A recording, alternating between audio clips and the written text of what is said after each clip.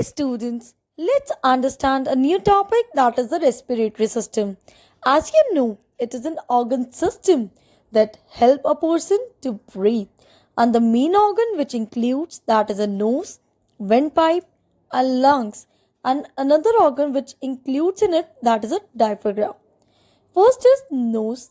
We help in Basically, it helps in to breathe in and out through our nose, and windpipe act as a path which take the air from the nose to the lungs and back to it. Diaphragm. It is present below the lungs which move upward and downward to facilitate the breathing process. Next is lungs. They are in pairs basically. They are muscular bags that absorb oxygen from the inhaled air and remove carbon dioxide along with the exhaled air. Now understand with the diagram as well. As you can see, the first it indicates it's a label diagram. Class, always to make a label diagram in the science. First one is nose. Second one is a windpipe. As you can see, it looks like a pipe. Another name of this windpipe is known as trachea. And these are the lungs. There are two in number. That's why we call it as lungs. And we always use they for it. Next is diaphragm. Diaphragm, as you can see, it is a which is below the lungs, right? Next, mechanism of breathing. How the breathing process take place. Obviously, we always need to breathe continuously so that we have a continuous supply of oxygen, students. Next is inhalation. This is the name of a process through which we inhale the air through our nose. And next is exhalation, through which we breathe out the air through our nose. Next would be we should try to breathe only through our nose, not through our mouth. Why? Do you know this? Yes, you're right. We have hairs in our nose that trap the dust particle, but there's no hairs inside our mouth that cannot trap the particles. All the dust particles will enter into our mouth, and that will become unhealthy, unwell basically, right? As you can see in this picture is differentiating the process inhalation and exhalation.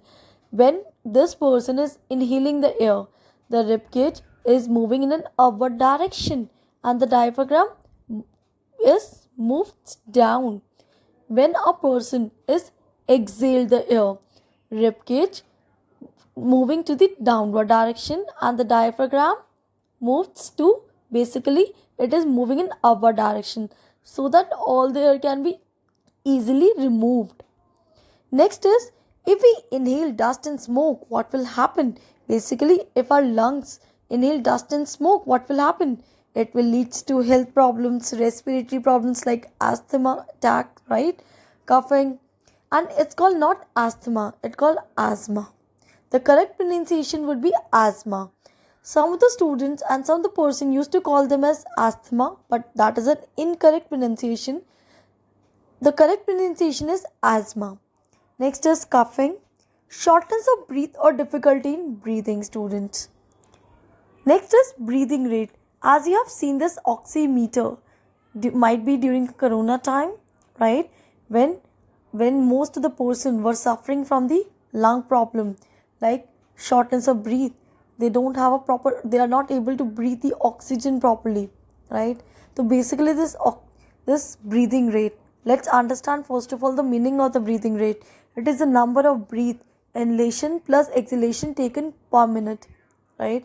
So this oximeter helps in check the breathing rate. As you know, this is a fact. Babies breathe faster because they take small breath each time. As a person grows old, they take in more air with each breath. And ways of taking care of the respiratory system, that is very, very important for our life. You have to eat healthy food, right? Don't eat the junk food, students. That is very harmful for our body, right? Take proper rest, which is essential. You have to sleep early at night, at night. Wear a mask in the polluted areas, and obviously during a corona time, they have teach us to wear the mask in the polluted areas or free from microorganism. Right? I hope you have understood the importance of the mask these days, and we all are wearing the mask, right, during this corona time. in the classes as well. Do yoga and exercise daily. Yoga and exercise help our body to function properly. Do not burn the waste in the open, otherwise, it will create a pollution. Plant more trees and keep the surrounding more clean and green. Trees are like blessing for us. They absorb all the harmful gases and they are giving fresh air, fresh oxygen to us so that it will be helpful. So we should not cut down the trees, right? We have to grow the trees and we have to take care of them because it is very helpful for our body and they are giving fresh air as well as the oxygen. Thank you, students. I hope you have understood it. Thank you.